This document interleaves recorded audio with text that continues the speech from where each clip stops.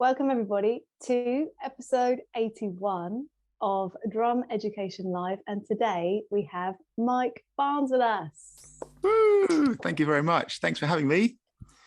Thank you Really for being appreciate here. We're excited. Me too.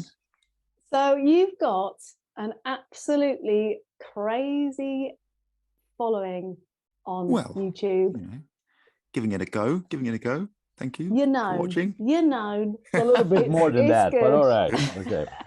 It's amazing. I love it. I'll say this right at the start. I just feel so honored to live in the age that we do, when you can make a living in this way. It's unreal. And I just feel like there's a lot of negativity around certain things to do with music and musicians. But man, one thing we've got is this incredible way of connecting with people and communicating with people and getting our stuff out there and people getting in touch with us. We've got this incredible thing. What a time to be alive. I think it's brilliant, and very lucky, very, very grateful to have it. And like you say, lots of people getting involved, which I'm really excited about. But incredible thing to have in my life at this point. It's awesome. And I think your enthusiasm and positivity, it shines through. Oh, thank you. Well, you too, Kira. Well, likewise. I want to know. Thank you. Where did it start? How did this even become a thing? Oh, like making videos? Yeah. It just started because a couple of things. One is I used to do, like you do time signature challenge. I used to do name that drum tune. In fact, I still do sometimes. And it was just like a fun thing. I did it with my weekly students. So a few years back, I taught in Cambridge in my little studio, and people would come along and we just do name that drum tune as a bit of a joke. We also did it, I used to do it at gigs, when you're doing a sound check, and when the sound guy says, right, play something where you play all of your kit, and you just play something for a laugh. The rest of the band would try and guess what it was. So I just started doing that with my students, and I put that up. And then I used to do this, and I really miss these days actually, but I used to do this thing when I just taught, kids and people starting off on the drums a lot. I used to, after each lesson, I used to do a little recap just for them. So just on my mobile phone, I used to just at the end of the lesson, you guys probably did this as well, I don't know, as drum teachers, but just to kind of recap everything that we did, I just point the phone for 5 minutes and I just sort of go through the main points and just sort of demonstrate it again. Because I just figured for a lot of people, it might be better than something written out, or as well as something written out. I just sort of do a bit to camera to them, And a few people actually said, or maybe just with some of these things, just start putting them on YouTube. It makes sense because it, as your student base grows up and you get more and more busy, it's really difficult to keep on top of doing that for everybody. So eventually I just started doing it on YouTube, and I started doing video demos for drum grade pieces and just famous songs and stuff like that. And it's all pretty basic stuff. It's the same, nothing particularly out there or different or crazy. It's just the basic things that people want to learn, and in particular it's the things that I wanted to learn when I was younger as well, just getting started on drums. So I just started there, and that was 2017, and I didn't really think much of it at first. And one of my best mates, a guy called Dan Hawkins, a bass player, did a gig with him, I think it was Christmas 2017, and he was sort of saying, oh, this YouTube thing you're doing, this is sort of getting a bit bigger, isn't it? I wasn't massively aware of it. I used to get the emails that said this person subscribed to you. I don't think I even knew what subscribing was at first. I just, you get those. And then he said, oh yeah, you should keep going with that, and you do this and do this. He really was excited about it. So he was really inspirational. And then you just, like anything else, you just get on a roll, really get on a winning streak. You do a bit and you get some nice feedback from that, and then do a bit more. And then it's just sort of grew up from there. That was 2017. And now it's a big part of what I do. I never thought it would be in the first place, but it's sort of become my day job now, doing videos, which is nuts. Never what I thought would happen. I have a question regarding because people my age and a little bit older, they have this difficulty in understanding that sharing stuff on YouTube is not a they think it's a bad thing, because you're sharing, it means you're giving it for free. Why would anybody have lessons with you? So could you clarify that a little bit, how things work? Yeah, that's a really interesting question. I think in the old days, you went to a teacher, and by the way, I'm sure you're a young man. You're saying this like some old sage, man. You're a spring chicken, I'm sure. But in the old days, you went to a teacher primarily to get information, didn't you? To literally get the stuff. The guy would the girl would say, well, this is, you know, what to practice this week, this is this. And they just kind of, I didn't know a lot of stuff. When I went to a teacher, I had my first lessons in 1993, 1994. I didn't really know anything, and you couldn't really find a lot of this information. You had to go to somebody and they sort of fed you the information.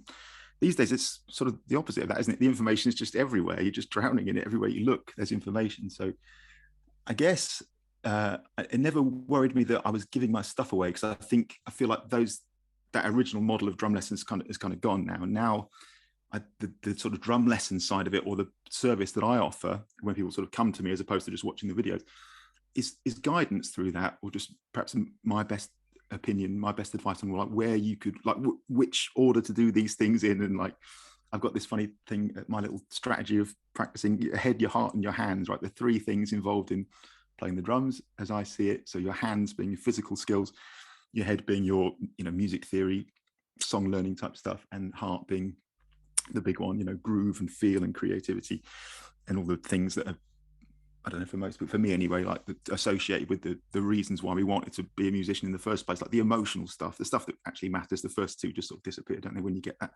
when it comes down to it, you know. So that's the thing. I think people come to the teacher, in my little way of doing it anyway, they come to me for guidance through that, and perhaps for a plan, and for like saying which bits to do in which order and stuff like that. Because even watching my own channel, I think, would be really confusing. I actually think about this quite a bit now, because I'm aware that some people contact me and they say, oh, I've written them a practice plan, and they say, oh, I like that, and I follow that, but every day you post the video and I get distracted. I'm actually thinking about how I could work the way around this. I get this is a bit weird, and they end up doing the thing that's like from the video that day instead of their practice. So that's another issue at some point I'll have to address. But I think for me, it never worried me that I was giving my stuff away, because I felt like those days have gone. It's just like a different time now. And really, honestly, like, you know, it's a bit of a cliche now, isn't it? But the abundance mentality, or whatever you call it, the abundance perspective, where actually there's so many people who want to learn the drums. We're lucky there's so many people who are excited about this instrument and making music, and the fact that you're perhaps showing that you know some stuff about this, but also that you're enthusiastic and you're in a position that you want to help people with it, and you want to help guide people through it, that massively outweighs any feeling that you might be giving away your stuff. I get why people would maybe think that, though. I get what you're saying, but I just think the more you sort of give that stuff away, this is again old cliches, isn't it? But the more you give away, the more stuff just comes back. I really believe that, and evidently that's true, I think. Cool. Just to put things into perspective, you said you started lessons 93, 94? I started with Roger Odell of Shack Attack. Do you remember Shack Attack? You're too young, pair of you. And they were like the original big in Japan band. They were British, I think, all of them. And they were quite big in the like the British jazz funk boom in like when was that? I guess 80s in particular. And I started in 1993 with him at school. I remember everything about my first lesson. I think about my first drum lesson all the time. It's funny because I'm sort of, you know, connected with Roger Odell on, you know, Facebook and stuff like that, but I don't talk to him a lot. But I think about my first lesson all the time. I can remember it minute by minute. It's really funny. It's kind of this like just sort of imprinted on my memory. I remember he made me sit at the kit, and I had to take my jacket off, you know, and I had to sit at the kit. And he did this really cool thing where he just got me sitting there and just like getting my arms to hang down. And before he even played a note, it was just like getting in position, getting comfortable, just getting in a sort of musical place, like relaxed and everything. It was really cool. I remember everything about it. He's a really great guy. How old were you? I was just turned 13. Yeah. My birthday was in August. That was the start of the school year. So it would have been September. So it would have been, just over 13. Sweet. Yeah. Just what you're talking about in terms of, you know, there's so much content and education. Yeah. This might be a leading question now, but what do you think is missing from drum education? Yeah, I heard yours before. That's like your signature question, isn't it? Yeah, it's a really good question. In many cases, nothing. There's loads of great drum teachers, aren't there? Great educators out there, of course. I guess from my own perspective, I guess the best answer I'd give to that is when I think back to previous incarnations of me as a drum teacher, the thing that when I reflect on it now, I think was probably most missing was a real understanding of what it's like to be on the other end of it, an understanding of being at the beginning, perhaps learning something, or being confused by stuff, like a real deep appreciation or empathy, or whatever you want to call it, with the person on the other end of this experience. Like, and so much of our teaching now, I just think, and videos that I make as well, I always pitch everything basically at the sort of 14, 15, 16-year-old version of me that I just was so excited to play. And I had this thing in my life, and I loved it. I desperately loved it when I was that age. And it really quite quickly became, I felt it was sort of tied to my identity and that kind of stuff. And I just really loved it. Sorry, what was the question again? I'm waffling now. What's missing from drum education? Oh, that's right. Yeah, I think you're alluding to the fact that it's that connection, it's the empathy. It is, that might be missing, right? That's what I was saying. So yeah, at that age, I just desperately wanted to play like Green Day. I had Green Day, Dookie, and I just couldn't get my head around like how was that happening? It's funny, but I couldn't believe that Trey Cool was playing eighth notes like on the hi-hat, because it's so fast, right? Because in those days you couldn't look it up. You couldn't just watch a video of somebody do it or him doing it. I thought, well, surely I'd sit at my kit and I'd be like, he can't be going. There's no way any human could play eighth notes with their right. But obviously he was. But I didn't know that, and it's just like getting back to that person, like that's who you're talking to a lot of the time. I think when we do this job as drum teachers, people who are just confused by that. You say, well, actually, yeah, like, you could, for example, that eventually that will happen. You'll be able to play eighth notes.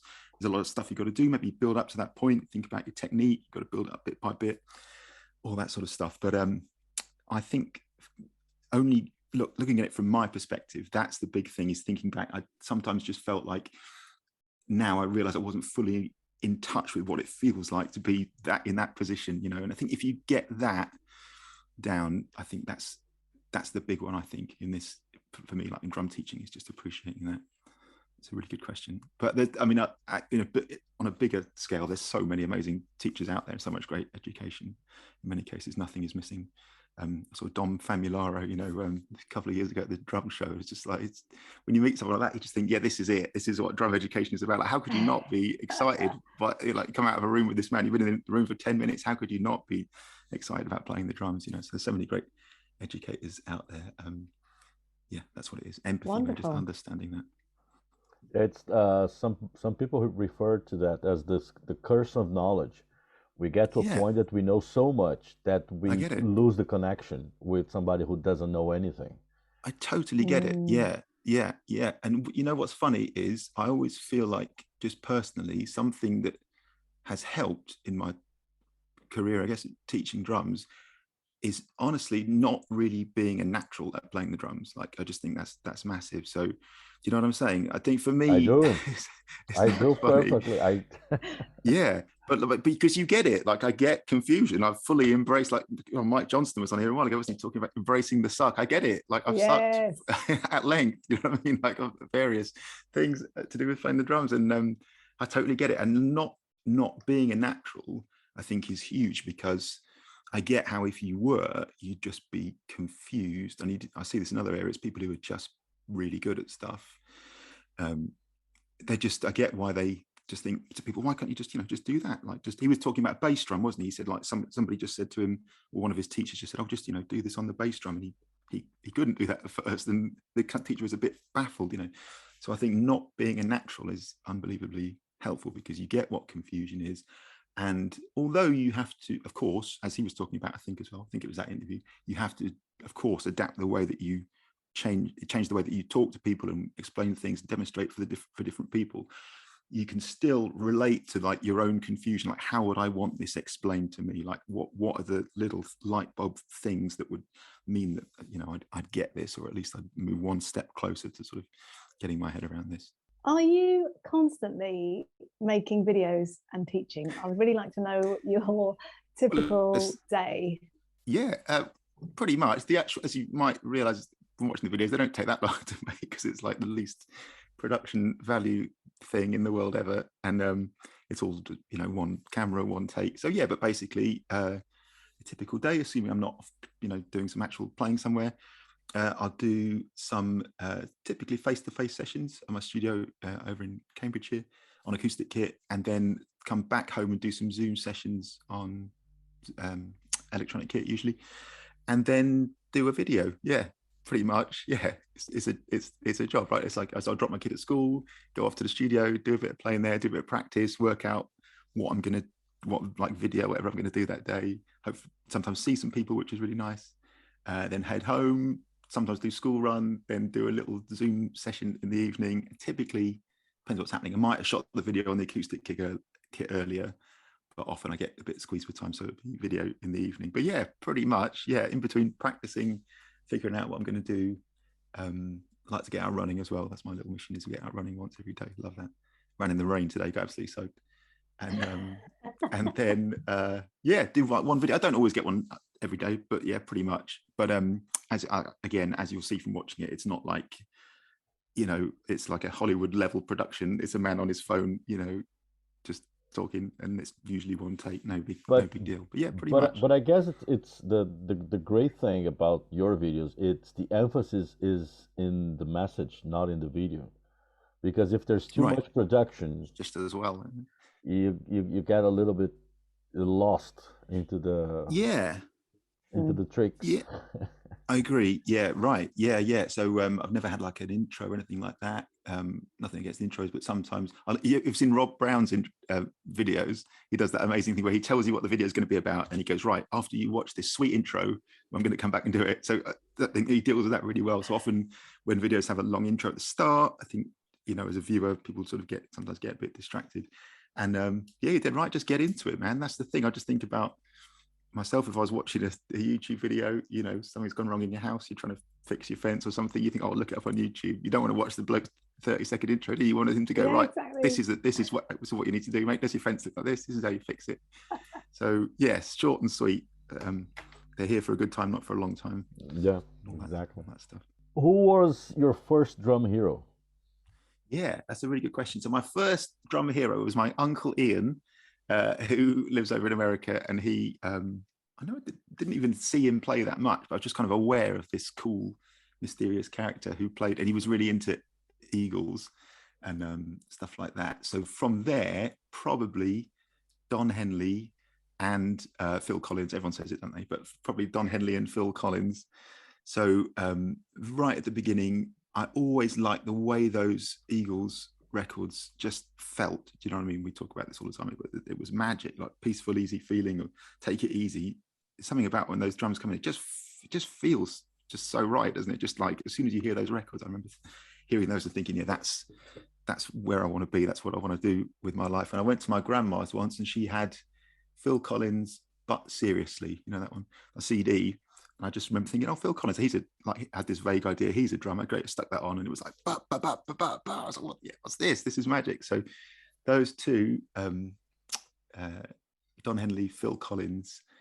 And then from there, like I got into like slightly cooler music that was current at the time. So then, of course, Chad Smith, and of course, Trey Cool, and I guess those guys, Red Hot Chili Peppers. And I got into, this is random, but the Levelers. I got mad into the Levelers when I was first playing, and yeah, those guys. And then really the Chad Smith thing, I guess. Like, I mean, everyone says it, don't they? But just growing up, 14, 15, listening to Blood Sugar Sex Magic on a loop. This must have been really early, actually, because I didn't know what a side stick was. I didn't know what a cross stick was. So there's loads of like Under the Bridge and stuff, you know, where he's playing a side stick. I didn't know what that was. I remember doing my homework, or should have been doing my homework, but I was just listening to that.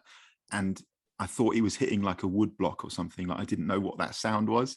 And then a bit later, my drum teacher, good old Roger Odell, we were doing like a grade 2 piece or whatever. And he went on the snare with his side, went, oh, that's what it is. That's what Chad Smith's doing, you know.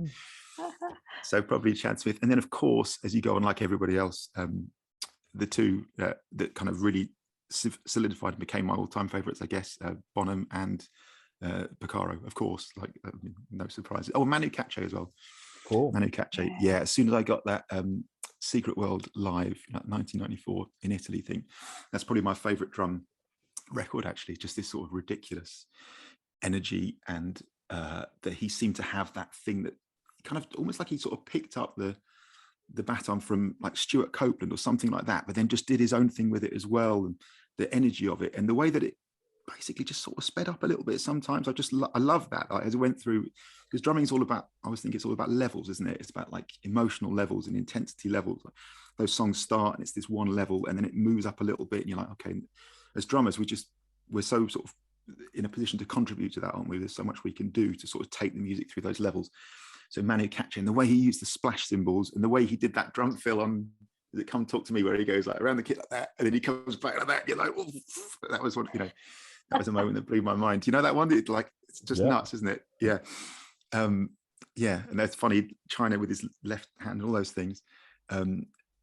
So yeah, man, all those guys. It started with the real field drummers, Don Henley, Phil Collins, and then just the greats. But yeah, Manu Katché, he's got a special place in my heart. Actually, I'd love to meet him. Cool. Do you sing as well? Yeah. Do I sing? Yeah. So is it Ken Dodd? He said, I used to sing in the school choir till they found out where that noise was coming from. So I try, but yeah.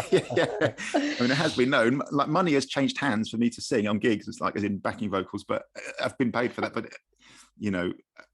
I love the idea, but no, it's a good job. Just because your first influences were singing drummers, Don Henley and Phil Collins. It's funny, isn't it? Yeah. And I think Don Henley, like, he's what a singer. Like, even if he couldn't play the drums, like, he'd still be an all-time great, I think, just for his voice. What an incredible rock voice, And Roger Taylor as well, I always think as well. Like, he absolutely brilliant, drummers who can sing.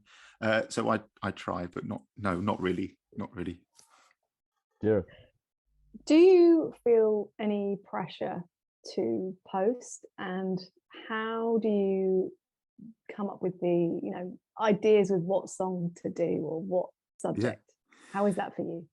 I suppose a little bit of pressure from myself, only that I've given myself this job. I'm self-employed, so my aim is to post a little video every day. But outside of that, not really. Like, I always think we're playing the drums. Ralph Salmins said this in an interview once: we're not saving lives, we're not flying a plane. Think of real pressure that some people have in their lives. Obviously nothing like that. So not really. How do I just love to do it, honestly. It's my job. I've decided to do it. I feel incredibly lucky and grateful that I get to live a life where I can do that. It's unreal. I'll never for one second take that for granted, that I can do that for a living. How do I come up with the ideas? People suggest them. So the channel members of the channel these days, people join up as a channel member, and one of the sort of perks of being a channel member is you get to make the suggestions for what videos come up. So it's all I can do just to keep up with those, really. And they're always, as I might imagine, they're always quite random. You get one in, you're like, what's something? You have to go and look something up. You're like, what the hell is this? And it will be like, sometimes it will be like, nothing at all, something the most straightforward thing in the world. How do you play, the beat that goes dum, gat, boom, boom, bat? You're like, yes, thank God for that. I can do that one. Straight upstairs, fire that one out. Other times it's like, can you play this Genesis, halfway, Lamb Lies Down on Broadway, 2 minutes, 27, this little drum fill, can you demonstrate that? Here we go. That's my afternoon ruined. I've got to go and, sit and learn that. So won't be getting out for a run today, So, so people suggest it. That's the beautiful thing. Very occasionally, I'll just think, oh, you know what, I'll do this thing that I want to do today. But mostly, I'm just desperately sort of running to stand still, trying to keep up with all the requests from the channel members, which is really cool. And man, I just always think back to the young version of me. Like, if only there was somebody you could say, what is Trey Cool doing? And it's like, how is he playing this groove? Can you show it? Can you demonstrate it? That would have been unreal. So yeah, people suggesting it, which is cool. In the old days, I used to do a lot of video demos of the drum grades as well. So when I was teaching, especially schools and kids and stuff, I used to just all the time post the videos of the grade pieces for the same reason. Like, I just remember, I don't know if you did drum grades when you were like younger at school. I just remember that confusion of looking at the page going, what is this? What's going on? And then just desperately, imagine if you could just have a video of somebody just playing this and you could sort of slow it down and you could see it happening. That would be so cool. So started off doing that, but these days just people asking for it, just requests, which is really cool. You mentioned that you have a child or children. Yes, one child. You're a dad. Yes, I am. Yeah. I want to get into that. Yeah, go on. I want to see, like, when you became a father, was your YouTube channel established? I mean, no, how did it change? Really. Actually, not at all. No, not at all. So when before he was born, when my wife was pregnant, actually, I was doing it, teaching like a few years I've done where you go around people's houses and stuff like that, going into schools and teaching a sixth form college and stuff like that. And then I realized this is okay, but I need to do something a bit more sort of structured here. And so I got a studio in Cambridge, and it was really flipping expensive, it cost a fortune. I rented it by the week. It was so much money. And so I just had to do loads of hours. So I ended up just doing hours and hours and hours and hours of face-to-face lessons. So that was really good because it gave me a really solid base to work from, got my money up, income up. But I wasn't doing YouTube or anything like that at that point. That's the time, that was like 2014, I guess. That was the point when I started doing the little videos for people like I was talking about earlier. So students would come in, have their little session, I'd do them a little, like I'd leave 10 minutes at the end before the next student came in to get their little video done. And I used to put it on Dropbox for them, they could go and have a look. So I started doing that. And then from there, I just started doing videos at first in that studio. So the old setup that I had, the old videos where I'm playing a Yamaha recording custom with like red hydraulic drum heads on.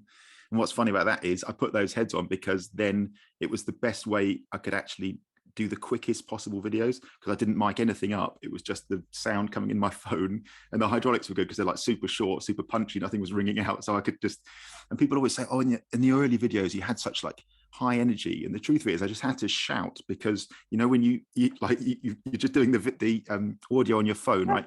And then especially when you hit your drum, it does a funny thing, doesn't it? Where the level like goes down for a few seconds and it comes back in. So I'm really yelling like after I've hit the snare drum, I'm like the next 2 seconds, I'm just yelling my head off. So I was doing that. And then relating that to family life, I got to a point where it was full on, man. Like I'd do every day, I'd teach an hour or two, like at the lunchtime session. And then I'd do 4 p.m. to 8 p.m. every day, like Monday to Friday. We might have a gig on a Friday, but Monday to Thursday at least. And it was really full on. And it was a decision. I feel like it was the right decision because it allowed us to do the things we wanted to do. My son was born, that was great. And he went to nursery and all that stuff. Obviously, I missed out on a bit of time at first, but you know, so what, you got to make it work somehow. Yeah.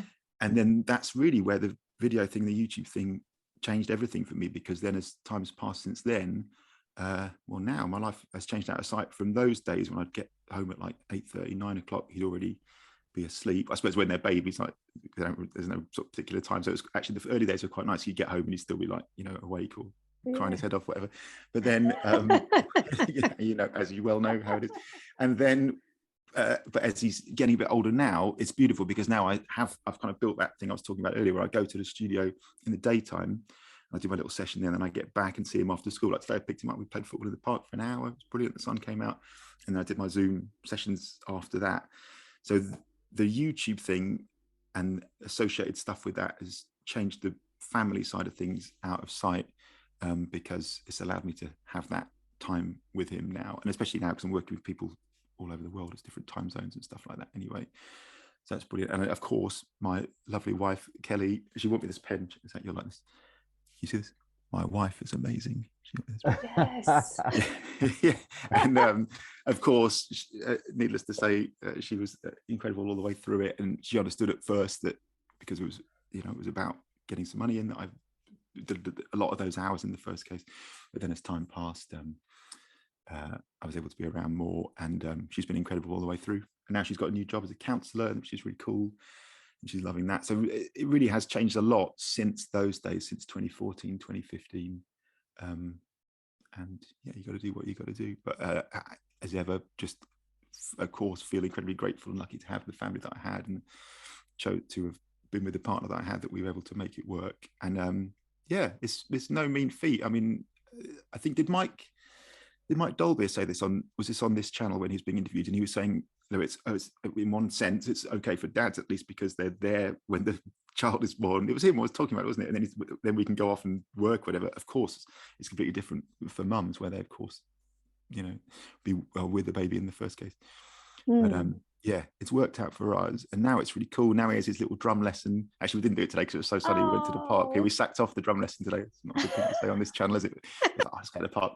But he has his little drum lesson on a Wednesday, and he's getting quite good. Yeah, I'll be the second best drummer in our family quite soon. How old is he? He's 6.5. Oh, The half is really important when you're Yes, 6. it is. yes, it is. Yeah, yeah, he's 6 The and a half half. is very important until you're 7, and then when you're 90. Yeah, right. Then you just stop. 7 terrifies me. I don't know why. Is it the 2 syllables? There's something about 7 I'm just not emotionally ready for. Every age is like, every time they have a birthday, it's like they're loving it, and you're just like in the corners going, "Oh, okay, he's never going to be 4 again." Like, it's a really big thing, isn't it?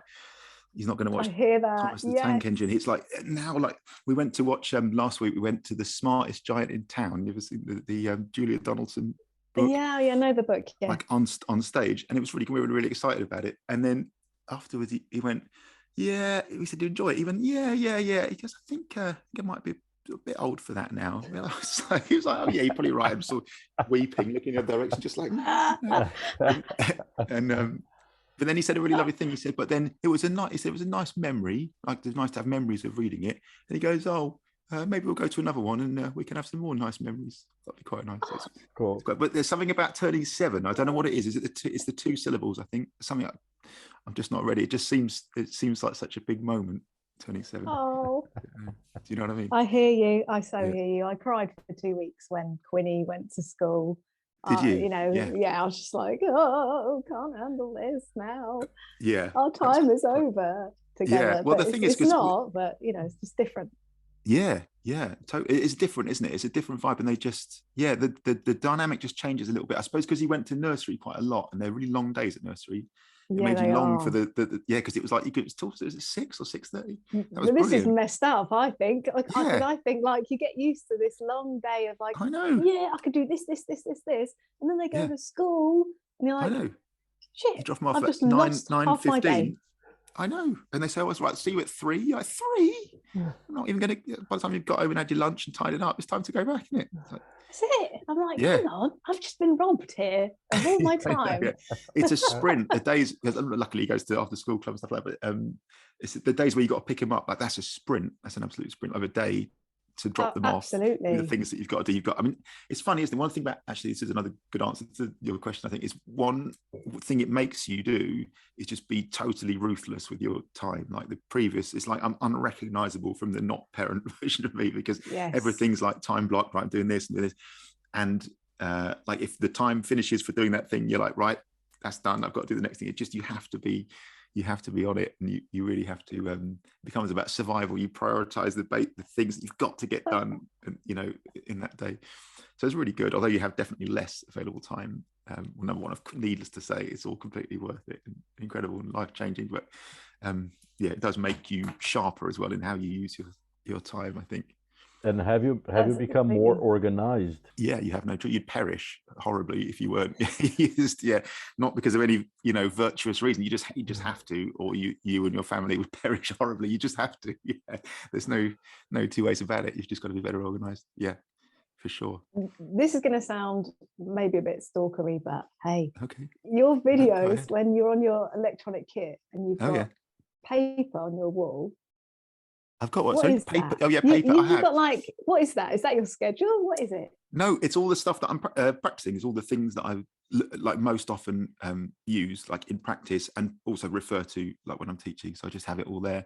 And so I've got like Gary Chafee time functioning patterns. I've got the fat back exercises. That first page of those, I've got them on there.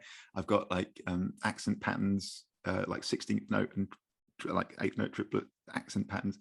I've got like a list of linear phrases. So it's such a drum nerdy thing, is that the list of like linear phrases.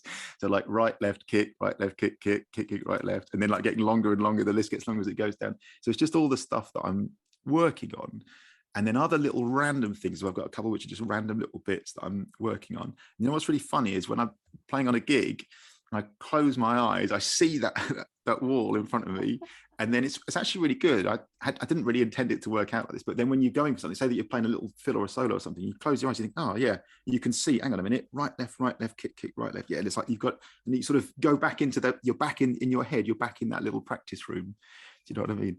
So it's all the stuff that I'm currently working on, and it just gets so annoying, doesn't it, when you're practicing stuff that half your time is spent going through the book trying to find stuff. So I just photocopied all the relevant bits and just stuck them all up on the wall.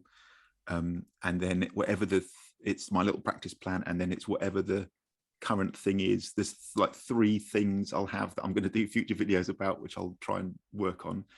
Because I find, even this is funny, but even if you can play something, like say that you have to demonstrate a song or something, if you play through it and you're like, okay, that's fine, I can do it.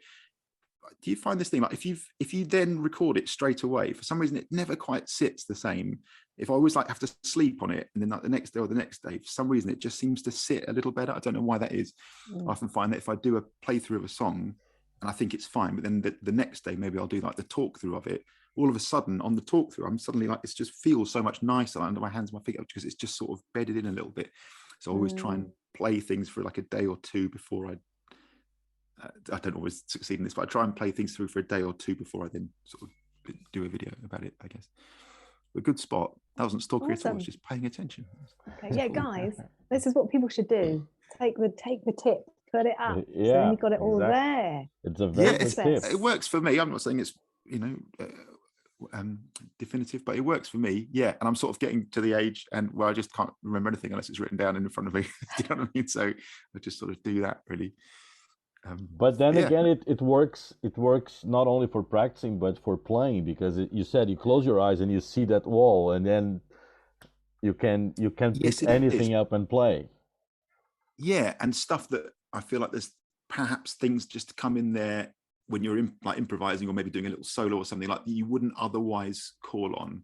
Like when you're in a different environment, it kind of affects our brain a little bit. You're on a gig, you're a bit panicked, whatever, you might just kind of go back to your sort of tried and tested things. Whereas if it's just like a little prompt, I find it just helps me get back in that practice room, because there's that age-old thing, isn't there? When you're in the practice room, you're flying around, you're nice and loose, everything sounds great, and then suddenly, you're on the gig, and it's like you're looking down, going, "Whose hands are these?" Like it's suddenly, you think, how could this still be me? Like I was flying. I played this yesterday, and I was like Manu Katché one way than the other, and now I'm on the gig, and I just look like, it just doesn't feel right. I'm just like.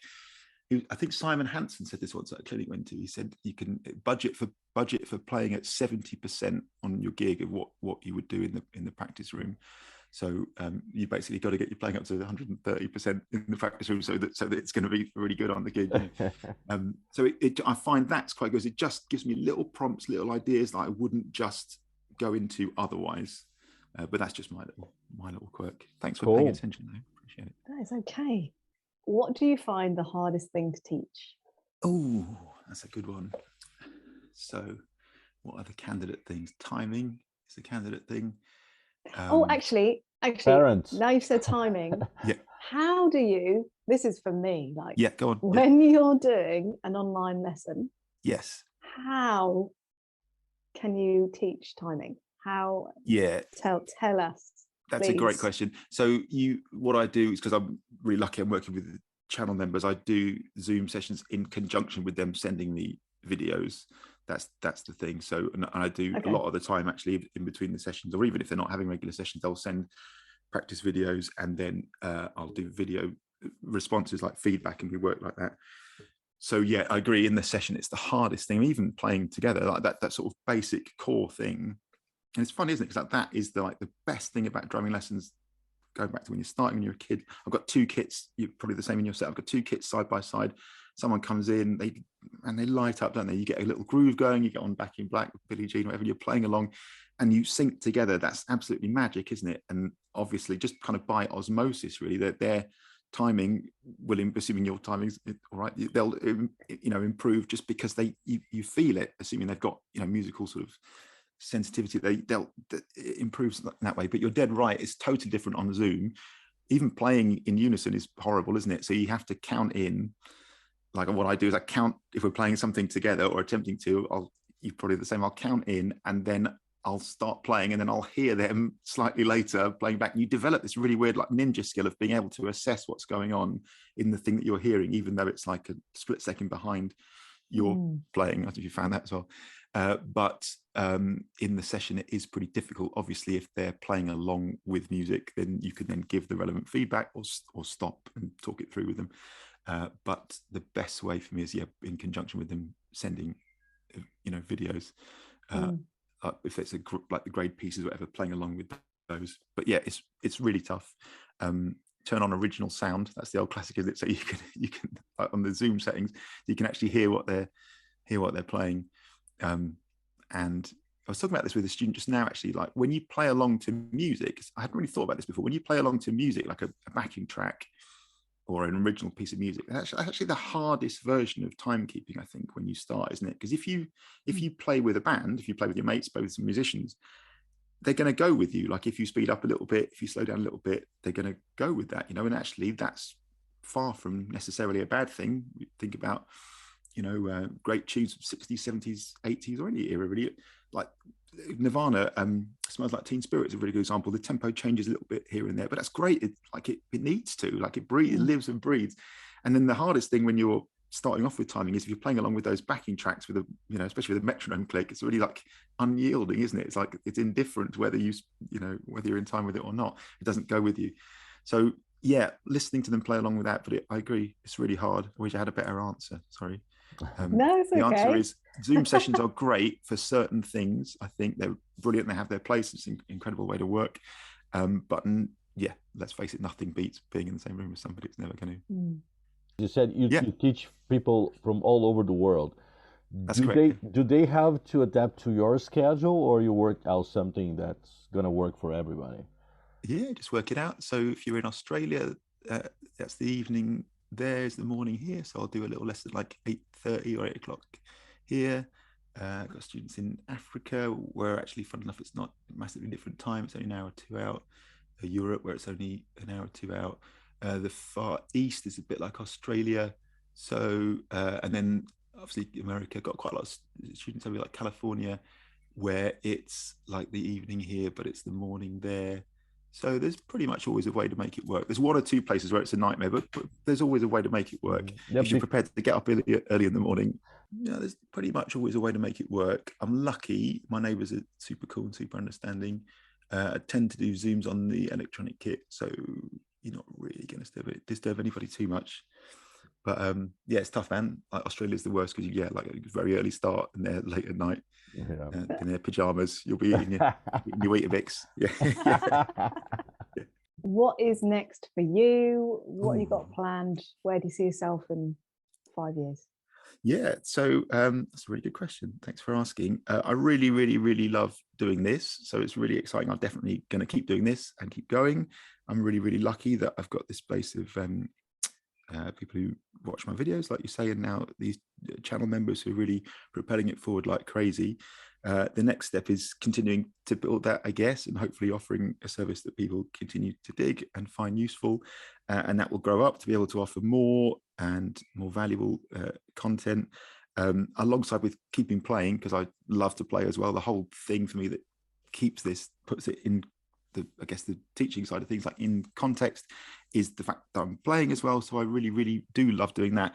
Going back to your question about family and children stuff, the one thing I haven't really done since then, honestly, is be involved in a big way in original music. So that's something I would love to do some more of. I do lots of gigs, but typically I do a lot of payback gigs. I do functions and weddings and sleazy corporate gigs and stuff like that. Shout out to all the amazing fans that are playing.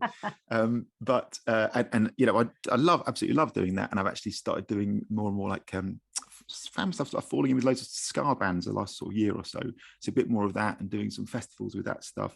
And I dearly love all that. So lots of nice playing now that we can again. So excited about doing that over the next few years. I'm doing a theatre show as well called The 60s, which is like nice. a musical tribute to the 60s. Yeah, I think I might be singing in that actually, Philly. Yeah, so there you go. Yeah, if they, yeah, well, so we'll see how that came full goes. circle. That might last one show. We'll see if they appreciate that or not. So that'll be suit on, like doing all the 60s stuff. So loads of play, but yeah, definitely getting involved in some original music. I miss it desperately. I absolutely love doing the things that I'm doing. It's beautiful. It's amazing. I'm so grateful to live a life where I'm able to do that and make it work. And this would never be in a way that impacted those things that I'm doing. But yeah, I'd really love to get involved in some more original music. I did some nice recording this week actually for some original songs, and it was just like, man, I got that buzz of like, contributing something really of your own, something really creative to stuff, which I do really, really miss doing that. But yeah, on a big scale, just more of this, more videos. So excited to do it, working with people, and building the thing up and up, new features, and yeah, making some nice original music and just playing gigs. Man, playing the drums, like I did have to drag me off. You guys no doubt are the same. Had to drag me off, kicking and screaming. You know what I mean? Like people say, "Oh, you're in your 40s. You know, at what point do you think you'll start winding down?" You think, "I don't know. They'll just drag me off. I'll be just, take me off in a box." Like I was just desperate. I'm more desperate to play now. I'm 41 than I was when I was 14. Just you guys the same, no doubt. I just love to play the drums. So just taking any chance I can to do that. Exactly. Awesome. Thank you. You are Thank, a legend. thank you And very much. yeah, very inspiring. Thanks so much, you guys too. I appreciate this channel so much. It's really great. It's really great inspiration. Often when I go running, I'll stick your previous videos on and watch through. It's really, really great stuff. So thanks for everything that you're doing. And man, I think it's already great, but it's going to grow and grow and grow. I really dig what you're doing. I'm an avid fan, and I will continue to be. Thanks for doing it. Thank you for being a fan, Our and thank you for pleasure. being here. Yeah. Of course, mate. Of course.